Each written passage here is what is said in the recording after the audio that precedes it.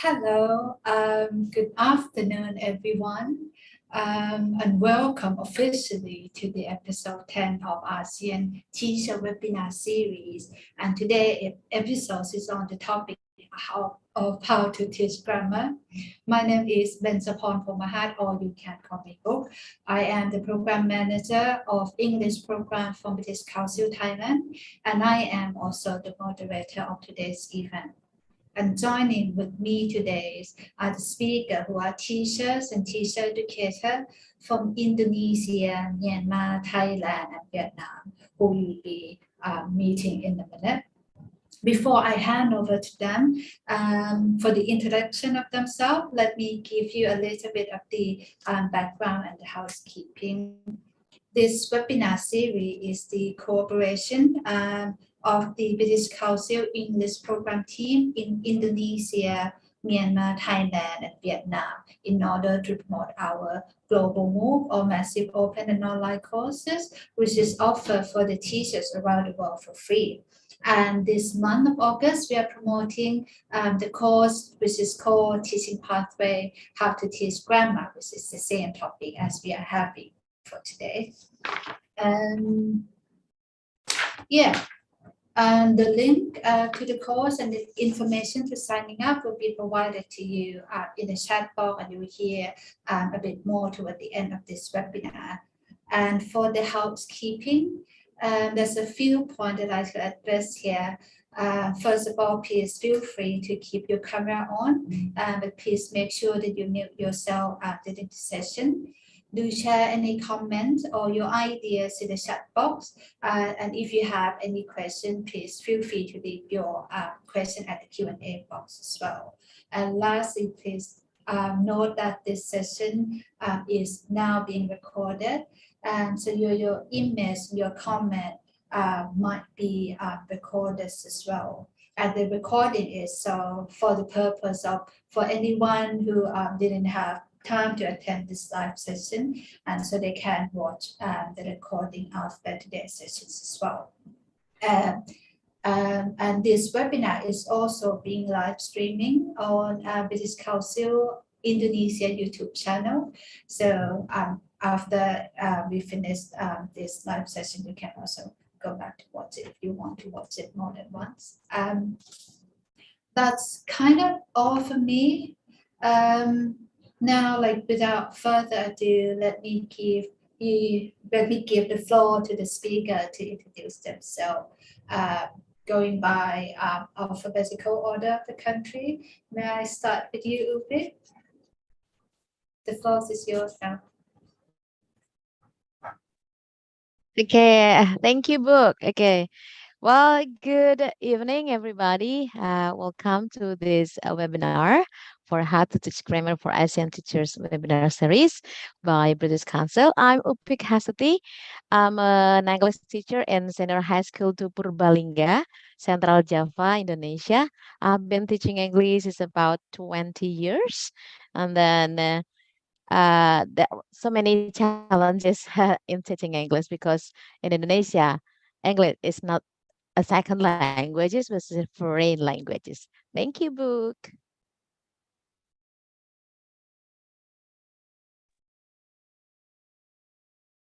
Hello, everyone. My name is Al Jopio, but you can call me Al. I'm a teacher for like 12 years, nearly 12 years now. But now I've been recently working as a teacher trainer. So I'm both a teacher and a teacher trainer.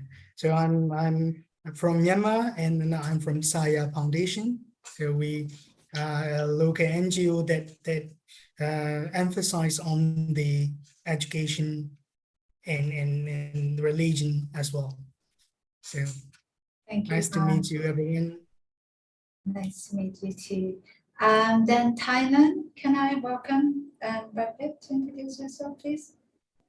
Yes, hello everyone. I'm Katarina Guna from the Mongasa School.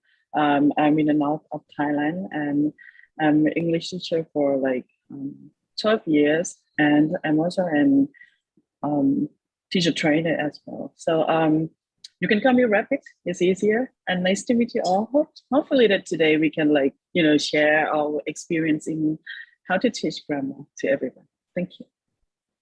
Thank you, Rapid. Now here's come to our last speaker, Annie. Yeah. Good afternoon, everyone. My name is Nguyễn Đức Ân, and you can call me Annie for short. I am a teacher of English at the Bắc University in the northwest of Vietnam. I have been teaching English for 14 years, and my students are from the primary to adults. But mostly I work with the primary and university students. Besides working as a teacher, I also work as a teacher trainer in some teacher training programs. And currently I am running some community projects, and I am the founder and leader of EdTech group, as well as the co-leader of K-12 PD group of Viettiso Association. I would like to send my sincere thanks to David and British Council for inviting me to join in this webinar. And so it's nice to see all of you here today. Thank you. Thank you. Thank you so much, Annie. So we have quite wide range of teachers who teaching from primary to adults, to like adult learners as well. That would be quite interesting session today. Here's come the first question, because the topic is how to teach grammar. I would like to ask you, how do you teach grammar, and what are the challenges you face with your grammar lesson? Can I start with Upik again? Is that all right? You are on mute, Upik. Okay.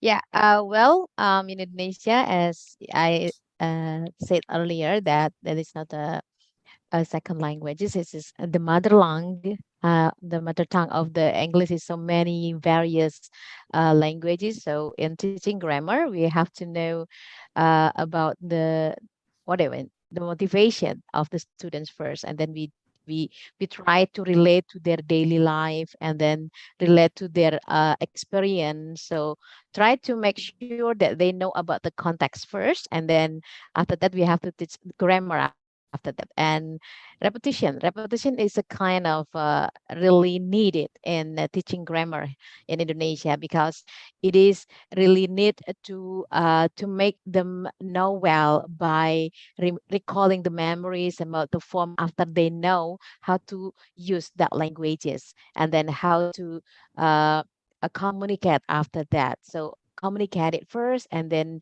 know the students well about how to communicate in that form, and then we go to the point of how the form of the grammar is, and then practice for exercises, eliciting, and then after that they done that one. Yeah, sometimes the challenge is about they just think about the form just for the task, and then not about how the using of the language itself by the grammar to communicate, to make them good in a soft skill, because soft skill of public speaking need a good grammar also. I think that's all, book. Thank you. Thank you, Upik. So like not just the form, but also integrating some communication and related student, of course. Because we are now the group of teacher who teach secondary student. Can I go to you next, Rapid, because you're also teaching secondary students as well?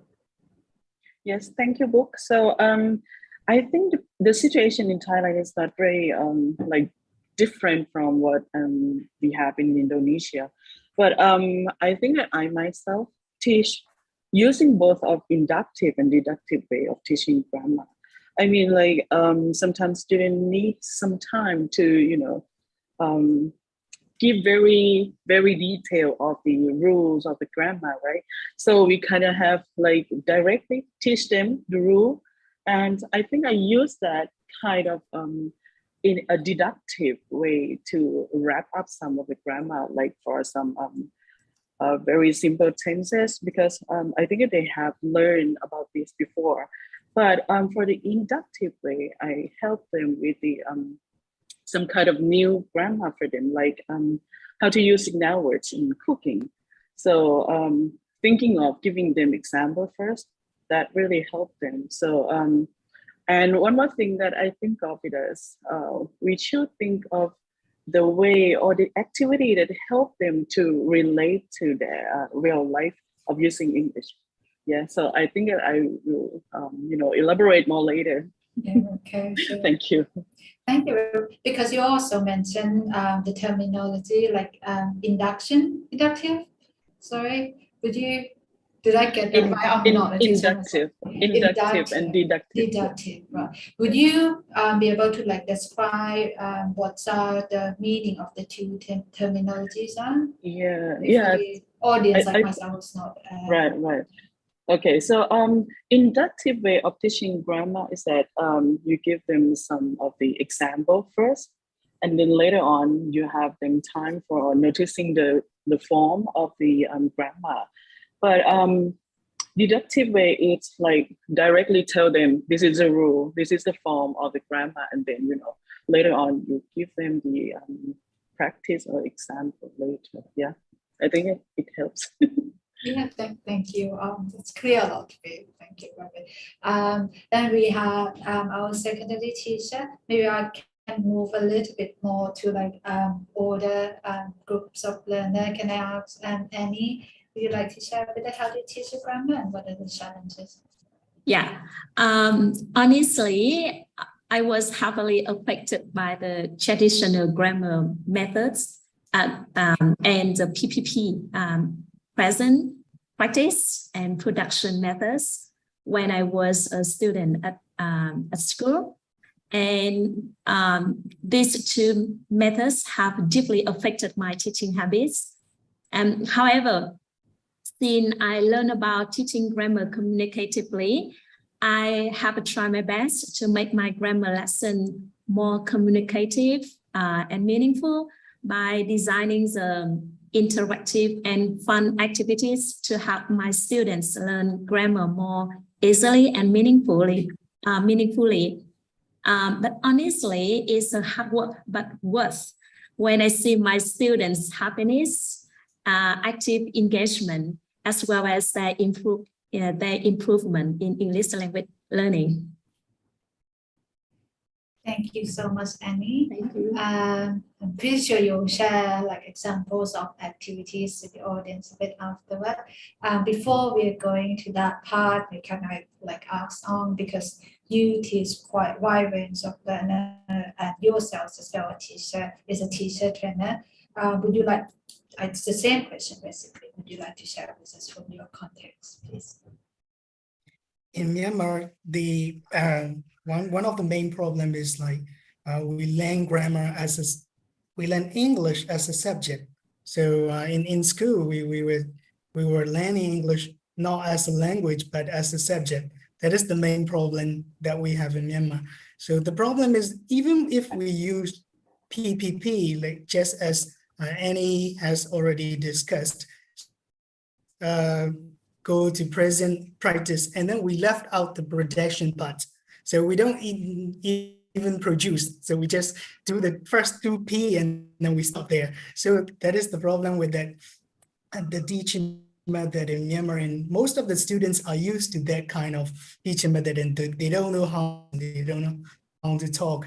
So that's one main challenge when I'm teaching to Myanmar students. And another thing is the grammar of English and grammar of Burmese. So most of the people in Myanmar spoke Burmese and all the other languages as well. The way we see the time is very different, and the grammar is very different. The grammar is very different. So for us to understand the tenses and to inflections, things like this are very difficult for our students. So because we see the time very differently, right? So for us is past and present is the same. Like so we use the same tenses. We can refer to use the same tenses that we're using for the present. And for English people, they can use the present tenses like ing, present continuous to talk the future. So it is completely different. So tenses and grammatical inflections like ed and as they are very difficult for our students. So to overcome that, like as we are focusing too much on the accuracy, we trying to put the game element into the grammar teaching, so that like they don't have the burden of making the mistakes, worrying about making the mistakes, and focusing too much on accuracy. So I'm trying to lift off the burden by incorporating the game elements into the classroom, so that they feel that they're not studying anymore because they are just trying to communicate, they're just trying to play the game, and they're just trying to win the game. So in that way, so I make the grammar learning fun and interactive. So in that way, I'm trying to overcome those challenges. Thank you. I think that's a very solid point. Like you learn something when you kind of like enjoyed it rather than feeling you are forced to do something. Thank you. Excuse me, Book. Yeah. Can I add something? Sure. Yeah, I'm sorry because I missed mentioning about the challenges that I have when I teach grammar in Vietnam. As I told you, in Vietnam, grammar is still highly emphasized, and the grammar tests still dominant, which means successful students need to do very well in the English test. But you know, learning a language is not learning the grammar, but many other aspects of the language. And it is one of the most common challenges that I and the other EFL teachers usually have to face up with. Second, there are many rules to focus on when we teach grammar, like the rules in the forms, the meaning, the use. There's a lot. And in many cases, the teachers have to teach all these rules in only one lesson, which is only 45 minutes. And it's not enough time for the teachers with the fun and interactive activities. And the third one, the very big class size with a very small space is a very popular problem in Vietnam, maybe 45 or 50 students in one classroom. So it's really difficult for the teachers to design the activities that requires a student movement. For example, when I want to use the running dictation activity, and I have to hide the sentences around the classroom, but there's no space for my student to run around the class to find the sentences. So it's really difficult for the teachers in Vietnam to design the learning activities that can engage the students. Thank you. So here are the three most common problems that I have. I usually have in my grammar lessons that I want to share with you. Thank you. Thank you. I mean, I think like I can see like a few comments or several comments from the audience here.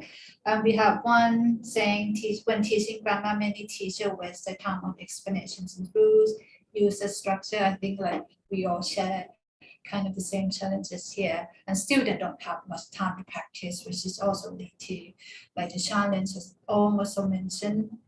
I think we can all agree here. I can see the audience mentioned that students mainly study for the test, they study English as a subject itself, not as a language. So then it might be a lot more challenges and less fun for them to learn.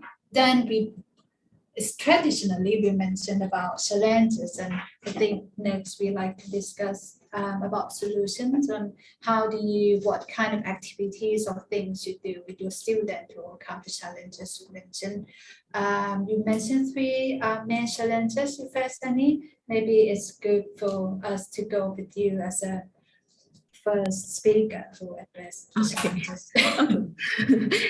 Thank you, Book. And so as I mentioned before, I have three main challenges. So, you know, with different challenge, we have different ways to show, right? So with the first challenge about the teaching approach, I have tried to use approaches flexibly in the different lessons. I try to design at least one fun activity for to involve my student participation and interaction. Because to me, the most important thing in my teaching is that my student must be happy in the classroom. So I try to make them happy by letting them playing some games. And with the second challenge, with the overload learning content, I learned how to focus on only one or two activities that are interesting but effective, not to cover everything in the textbook. With the adult students, I might ask them to read at home, and I spend some time checking their understanding in the classroom, and I encourage them to produce the language in the class so that they have more time to practice the grammar points. With the big class size and the small space, besides using the fleet model, I also use group work. So the strong student may support the weak students. And I may go around the class to support the groups if they have difficulties. So here are some of the ways that I use in my classroom, not only in teaching grammar, but in some other some other classes. Yeah, thank you. Thank you, Annie. So Eager to listen to you. Yeah, focus on only one topic and use maybe like group activities just to like minimize the time using the class. Exactly. For the second speaker, may I ask Upit, can you maybe go first? What activities do you use? Yeah, actually, for teaching grammar, I usually make them fun first, make them comfort, and then I use a topic here because topic that related to the form that we will discuss about. Okay, and then I prepare about some exercises and some kinds of genre text that relate to the grammar form. Okay, so they will be enjoy that one, and then we have fun by grouping, like Annie said. Okay, because uh, more heads, I think that will be solve their problem when they really clumsy to say about what they have to make mistake when are in grammaring. Okay, so after that one, after we choose the topic, and then we try to find out together all of the student to decide whether about daily life or about the family that related to the form, and then after that we have to engage that one, engage of the activities, and then to learn the form of the grammar. After learn the form of the grammar, then we activating it. So we activate about the grammar activation. So that will be some more practices that stick to the point of the grammar form. And then yeah, after that, yeah, we have to introduction the topic first, and then lead in for this having communication, speaking, and then find to the target of the grammar, and then after that learn more about the practices. And that's the other, and then paper plan, and then the other kinds of strategies that I use for them, timeline. They really enjoy that because they produce the languages by their heart, and then they really try to not afraid to make mistake after that, because we just engage together, and then they are interactive. They're asking a lot, though sometimes they use bahasa Indonesia, but I accept that because yeah, using that one is okay, because learning grammar have to be fun for them, and then when they are happy, so I'm happy too. So that's about my strategy to activation the grammar. Thank you. Thank you. That's a very nice activity sharing with us. Okay. I'm pretty sure like when students have fun, it's also important that they like give feedback. They get feedback from the work that's done too. What Yeah. about you, Rapid? You as a secondary teacher, like to share with us the same thing.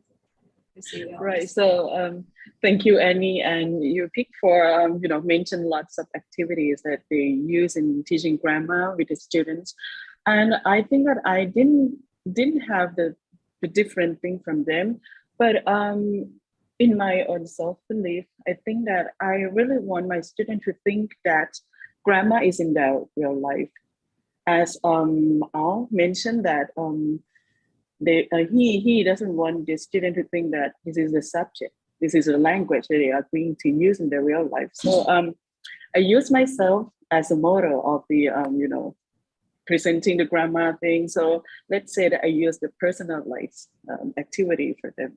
So Annie and Upik mentioned the timeline. So I also use a timeline, and I use myself as show them that the situation happens in the past, so they know that, okay, this is the thing that already finished. So and I also think that I have them play games and have them do the activity that kind of practice the form after we present them the form of the grammar thing. So it's not different, but think of the time that we are going to give them to notice the form. And as Upik mentioned, the repetition. So think of the repetition time for the student as well. Thank you. So kind of like making it meaningful for the students as well. Thank you, Rapid. And what about you? How do you how do you use activities with your learners, with quite wide range of learners? Yes, I also use the timeline to teach about tenses, because it is a good way to visualize, and it make it tangible for them, and so something they can see, right? So tenses is not very complicated, and something they can see, so that it is easier to grasp for them, right? So another way is, as Rabbit has already mentioned, I use my personal stories. I start with, maybe, for example, if I'm teaching about simple past tense, I use my last vacation as an example. I went to blah, blah, blah. And then if I want them to make questions, I ask them, put them into groups, and then I ask them to make the questions. And sometimes I give the assistance, so because they don't know how to make the questions in simple past tense. Some of the students know, some of the students do not know. And then they will make the questions, they will have the questions, and then they will ask me about ask the follow-up questions about my last vacations. And then I will use the same set of questions to ask them, to their partners, their friends, about their last vacations. So only after that, I will go to the form, and I will go to the patterns. So we don't directly dive into the patterns first, and we will just go with the personal stories. And then, so the need to communicate, right? So I usually start with the need to communicate. So where is the need to communicate? If there is no need to communicate, what is the point of using the language? So I always start with, so they went to talk about their last vacation. They want to ask about their friend's last vacation. We start from there, and then we will go to the form. After that, for consolidating the knowledge, I use some kind of games so that they can make the questions very quickly. Maybe it's a bit like a drill, but it is not it would be like a class drill or something like that. One of the students will have to say the one word of a question. So just one word. So it is, they just say, maybe you start with WH, and one of the students say why, and one of the students say where. And then after that, I will point to another student randomly, choose the students randomly, and they will have to say, oh, you will have to give me a helping bath. And then they will give a did, and I say why, where, did, and you give me a subject, you, right? So then, and I will point to another student, you give me a main bath, where did you go? And they make it questions without focusing too much on the phone, but at the same time, they're learning the form, right? So by doing that, I'm getting them to notice the patterns of the WH questions, and at the same time, they're using simple past questions. So I start from the need, and then they go to the form and then use the game. These are the ways that I'm trying to overcome the challenges. Thank you.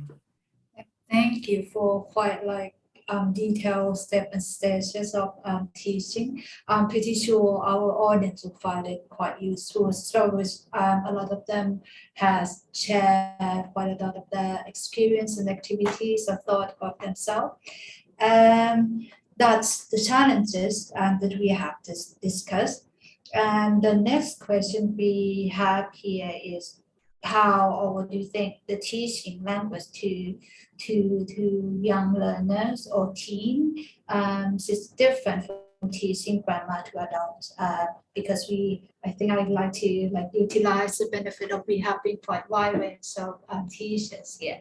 And I know Annie also teaching primary students as well. Maybe we start with the youngest group of learners. Can I start with you, Annie? Yeah.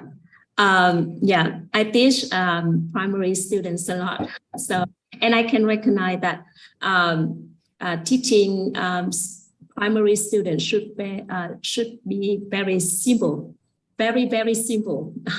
I don't pay too much attention to the student errors or the mistakes, and I let my students be free to make the mistakes. And I can give the feedback on the common mistake at the end of the activities. So it means I try not to use the instant feedback because I don't want to interrupt my students' fluency. So in general, accuracy is important, but I think that at primary level, accuracy is not really important. I pay more attention to the student fluency than the accuracy. And I know that with the older the student, the higher requirement that you have for your student. And I'm eager to listen to you. Thank you, Annie. So like the kids are quite young, so it's quite important to stress on fluency. Yeah, they are very simple. Confident using Yes. rather than afraid of making a mistake. What about our secondary group? I start with will be quite a lot of them. Maybe this time I start with Rabbit. Yes. Okay. So, For okay. So who's Rabbit. Okay, Rabbit. Go Alright. first, please. We're the same level of the students. So thank you. Sorry, Opik for interrupting. So yes, thank you. And I think I do agree with what Annie said about in primary student they will think about like what word they are going to like pronounce. So let's say that we need to think as a teacher, we need to think about the concrete and abstract concept of the grammar thing, of the language maybe. So yeah, I think that the primary student will focus a lot about like, can I pronounce it correctly or not? But for the, like older students, they might think or concern more about like taking the test or something like that. So yeah, let's say that we should think of the grammar thing later. So imagine, let's say that you are going to teach about life experience, right? So you tell your student, okay, let's learn about life experience and let's learn about present perfect. What would happen, right? Which one the student will be like more interested in? So yeah, let's try to think of the context first, and then later on let them notice about the grammar points or the form or the rules, and then you can go further with the form. Yeah, and so you can add things that they are interested because you know that they are teenagers.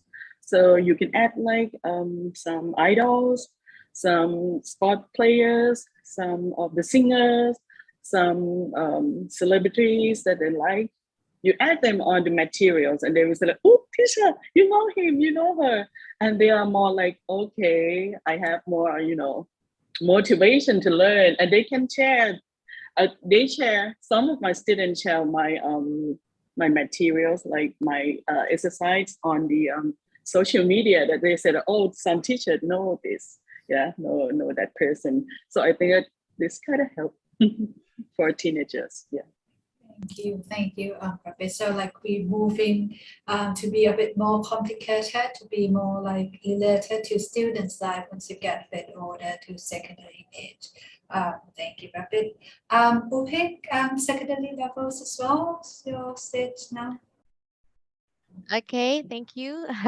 Well, for make the secondary students easier to differentiate within the children, one is of course the children should be more shorter, simpler, okay, but from the senior high school that will be so have to create, but yeah, relate to their life first, giving a topic or they really know about how to express about uh the life that they had, and then they try to relate to the form, and then after that they try to be what that one reflect what they have learned, and then after that they have to make sure the discussion for focus group discussion, and then sometimes I use a visual one, or maybe for the videos, so make them easier to catch about. We have to stop about the highlight of the form that we will discuss about, so that will be make easier. Oh, that's using for this one, okay, let's try that one over and over and over again, and after that they know them, and then they replace that to their communicative one, and then they know that, and then for the exercises they can answer that, mean that yeah they can recall it easier, okay. And then the tasks for the younger one, it should be more enjoyable, of course, yeah. And then for the senior high school, more challenging than the children one.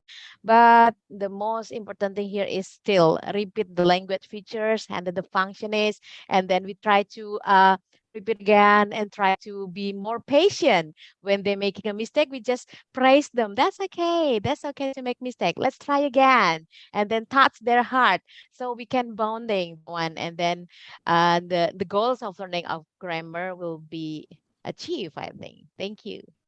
Thank you, Upik. Let them make mistake and just be patient and keep supporting them. That's a very kind Yeah. of classic, but I'm pretty sure it's work this way. That's why it's classic. Thank you. What about Ung? I mean, you must have had quite experience comparing between different ages of learners as well. Would you like to share with us how you think there are like differences? For the adults learner, they like to focus much on the why we have to use this way and why we have to use that way. So they like to negotiate a lot, like to discuss a lot.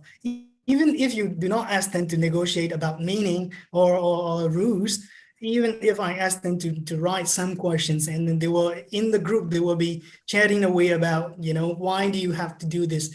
And why do you have to use this one instead of other, right? So they will be discussing and arguing. They like to argue a lot. So maybe input-based activity would be one of the input-based activity that I like, if called guided discovery learning method, guided discovery learning. So from reading, I asked them to underline the targeted grammar items and then ask them to come up with the rules. So we don't teach the rules directly. It is more of an inductive method, right? So just as Rabbit has mentioned, it is more of an inductive method, but it is an input-based method, right? So from the reading, we underline the grammar items, and then they have to come up with their own rules. So what do they think of it, right? So then they will have to discuss each other, and then they will have to sometimes argue a lot, and then some in a heated discussion they will.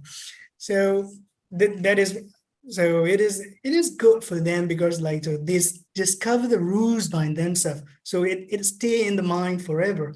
So I think it is a very effective way of teaching adults grammar.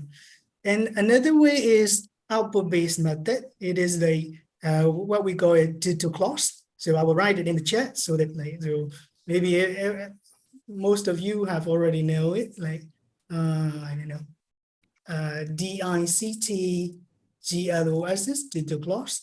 So this is like so it is an output-based method. What you have to do is the teacher will have to read out a paragraph, and then a paragraph, or it can be a conversation or something like that. What the students will have to do is they have to reconstruct the sentences that they hear in groups, right? So that they will be arguing, they will be discussing whether, because there are so many gaps with the listening and then with the sentences, maybe they will just have 2 or 3 words for one sentence, so that they will have to reconstruct it using their grammar. So it would be a good way to make the grammar rules surface themselves. Right? So that is like, so they know that, but they don't know how to use it. They don't know how to, they will be using those grammar rules to discuss about it. Okay, so here is 1. Okay, it may be followed by 2, and it may be followed by the infinitive. They will be discussing, and they will be co-constructing the paragraph. So in that way, they learning grammar as a byproduct. Right? So that is another output-based method. So these are the ways that I teach grammar to adults. Thank you. Thank you. It's very important underlining that like they kind of need to be more engaged with the learning process themselves. That's why they like remember and learn something. I think that's very useful, and I think our audience find it quite useful as well. They keep like sharing the activities and stuff that they do in the class. That's very useful. So keep sharing it. I think that's benefit to us as well. And then I kind of coming to the last session, my last question of mine, like if you, I like to ask our speaker here, if there's like 1 or 2 top tips of teaching grammar that you like to share with our audience today, what would be your top tips? Can I start with because you are normally the last speaker I asked for the previous question, so I'd like to ask you first now. Floor is yours. Sorry, I'm having a very poor connection today. So yeah, my only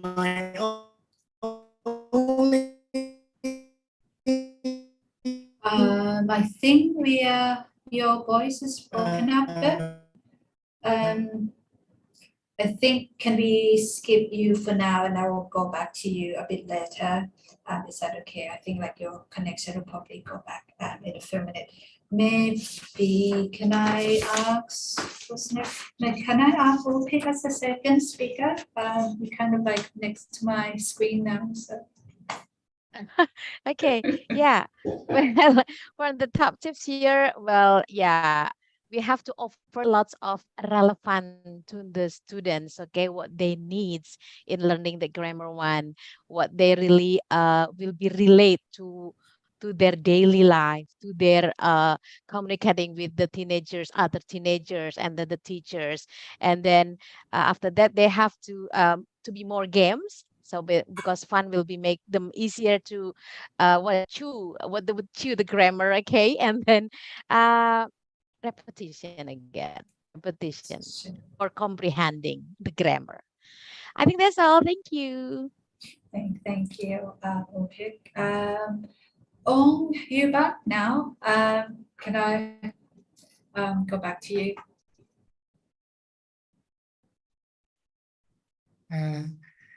I'm having a bad day. Yeah, so let's start with the need to communicate, right? So that is trying to make them hungry for the language. So don't start with the language, right? So bait the students with the urge to, so create the urge to communicate. They want to tell something in English, right? So they make the desire, bend in their heads, right? So that is like, so they want to, I want to say this to someone, in English. Maybe, for example, like, if I don't have the language, if I don't speak English, I won't be able to speak to book, right? So that is like, because I don't know Thai, right? So just sawadee krap, and so then only a few, right? So that is the need to communicate the language is the first thing that we have to identify in a grammar lessons, right? So that is my tip for the day. Thank you. Thank you. So create the need for the learner. Can I go to Andy next?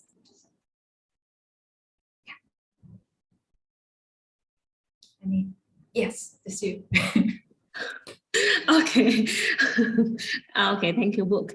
Okay, I can see you have a lot of top tips, and I learned a lot from you. I want to share my experience, not the tips, just my experience only.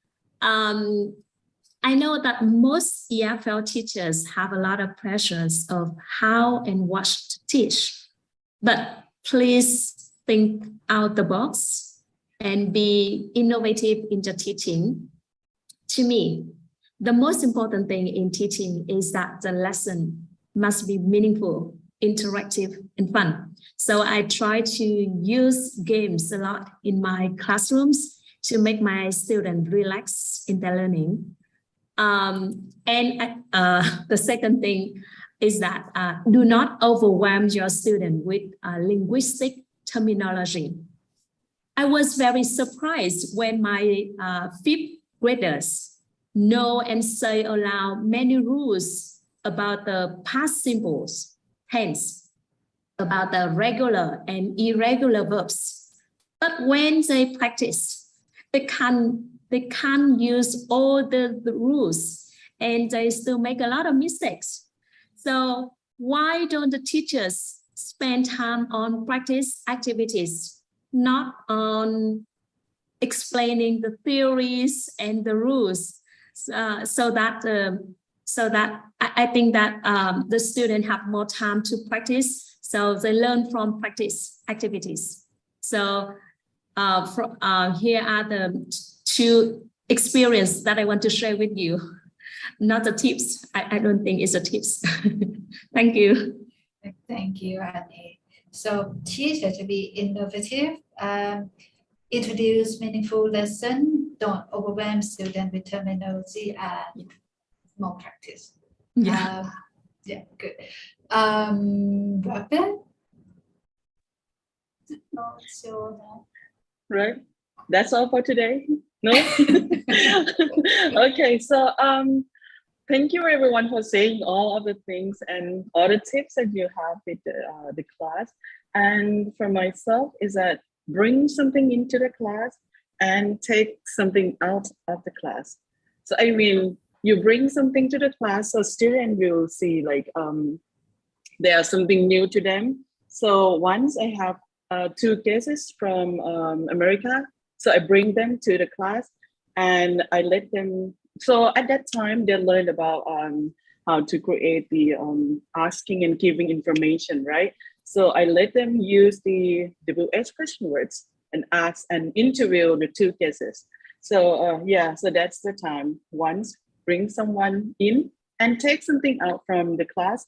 So when I had the student think of how to write some of the giving some idea of do you agree with using mobile phone? And I had my friend in Lamphun, and we are kind of close to each other. She is an English teacher as well. So I had my student write an email about the idea of the using mobile phone and send the email to her student. So it's kind of like, you bring something to the class. So this activity bring to the class and student take away what I taught them to other people as well. So as I always mention that students need to think that the language is in their real life. So they are going to use it in their real life as well. Yeah, that's my tips. Thank Thank you, Rapid. That's kind of all the tips that I share from our speaker. And it's kind of, we are getting like, I think like toward the end of the conversation here, we have like quite big theme of students seeing grammar is more like kind of like for test, for exam, and lifeless. And if we, as a teacher or teacher educator, try to introduce activity or lesson that are meaningful for them, whatever it is, to suit for that age level, I'm pretty sure they will be enjoying it and learn quite a lot from the class. Now is the Q&A session, which I can't see. Do we have any questions from the audience now? But despite not having question, I feel like a lot of us, a lot of teachers here have been sharing quite a lot of useful techniques and their own activities that they have introduced to the class, challenges that we all share, not just from Thailand, not just from Indonesia, it's kind of like the same in this region. So I think I'll skip the Q&A because we don't have any. And now like we are coming to like the actually the last part of our webinar, which I mentioned earlier that in this month of August is the end of, toward the end of August now, that we are promoting our global move or our online course, which is called Teaching Pathway, How to Teach Grammar. And let me show my colleague will be sharing the screen. If you see the screen now, this is the course we are promoting at the moment. The Q&A code we provided here, you scan and register to the course for free, and that will be kind of like a course outline, will be 3 modules that you can learn. It's a self-access with some moderation session, which you can learn on your own pace. The course will be starting today, and you can register from today up until 19 September, and which give you a little bit of time and flexible to do that.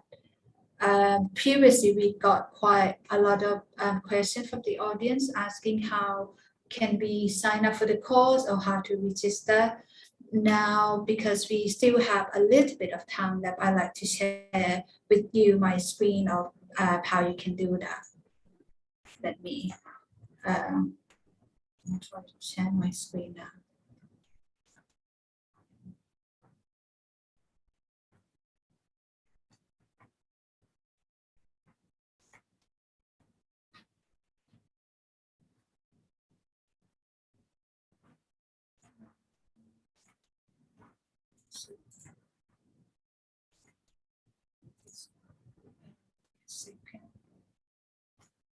Right, okay. I believe you can see my screen now. I'm looking now. So if you scan the QR code, you will be directed to this website, which the teaching pathway, how to teach grammar course is showing on the top of the page. If you're interested to join, you click signing up for here. In order to join for any of the discount sale or like courses, you need to have teaching English account, which is free. And you can go click here to create a free account, or if you already have an account like me, you can just log into your existing account and the course will be there. To show you the form, so you can have some idea of what kind of information you have to fill in: your picture, email address, your usual information, accepting the terms, condition as usual.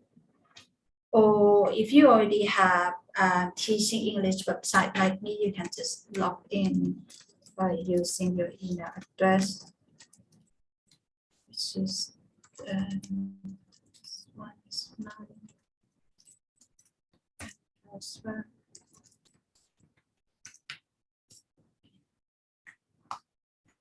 And then this is the page when you like log in. On the top of the page, you see my portfolio tab. If you click here, my portfolio, my courses.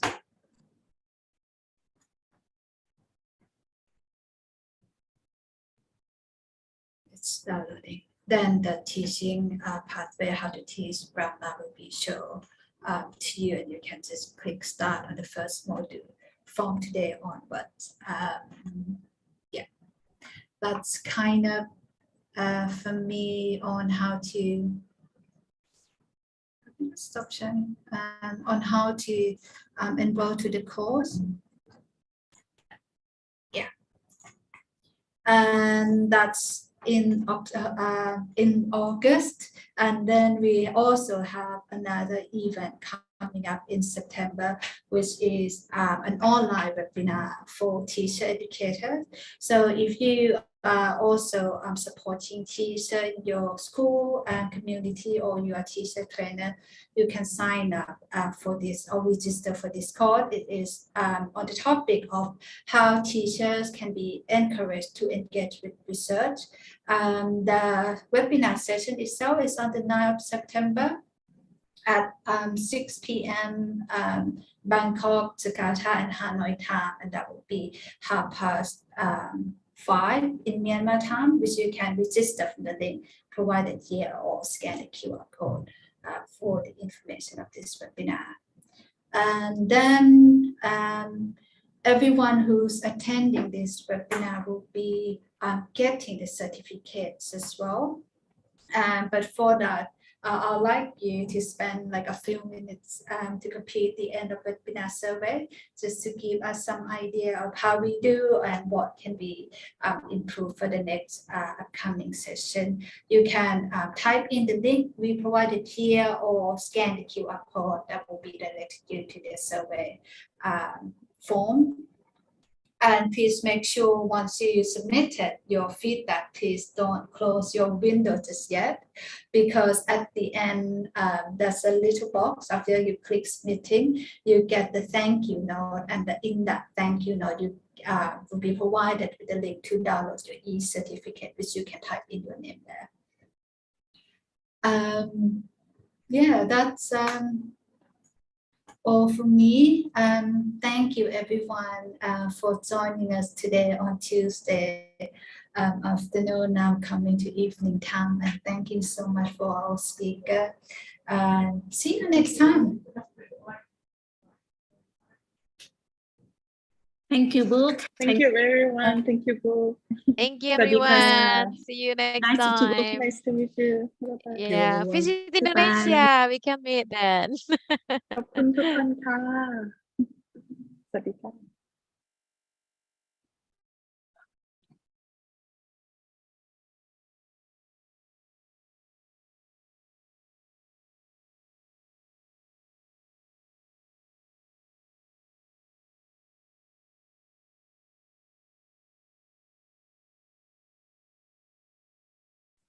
So we now stop recording, but our audience is still here. I think we normally will share the screen for the feedback.